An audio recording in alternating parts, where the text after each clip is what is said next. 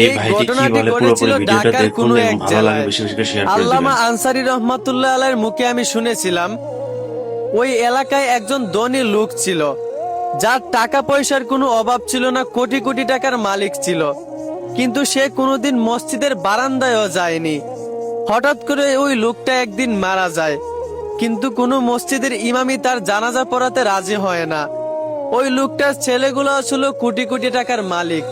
ছেলেগুলা বলতেছিল, হুজুর আমাদের একটা মান সম্মান আছে, আপনি যা বলবেন আমরা তাই করব, তারপরও দয়া করে আমার বাবার জানাজাটা আপনি পড়ান। হুজুর বলল, আচ্ছা ঠিক আছে, তুমি যেহেতু বলতেছো আমি জানাজা পড়াবো, তবে একটা শর্ত আছে। শর্তটা হলো তোমার বাবা যে নামাজ পড়ে নাই তার কাফফারা দিতে হবে।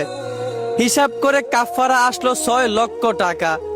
এই কথা শুনে লোকটার ছেলে বলে উঠলো, মসজিদ থেকে বের হয়ে ডাইনে মসজিদ বামে মসজিদ, তারপরেও হালায় নামাজ পড়লো না কেন? এখন এর কাফফারা আমাদেরকে দিতে হবে কেন?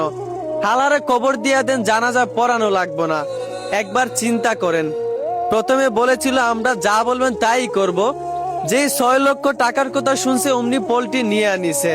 বাবার জন্য মাত্র 6 লক্ষ টাকা খরচ করতে সন্তানেরা রাজি না, অথচ তারা কোটি কোটি টাকার মালিক।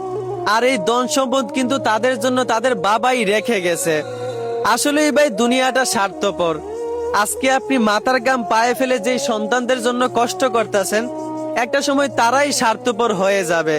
এরকম বহু কাহিনী আমি শুনেছি।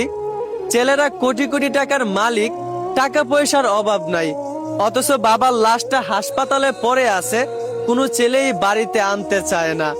কার জন্য কি করতেছেন চাচা? এখনো সময় আছে, একটু ভাবেন। সন্তানদের জন্য তো ধন সম্পদ রেখেই যাবেন, তার আগে সন্তানদেরকে সুশিক্ষাটা দিয়ে যায়েন।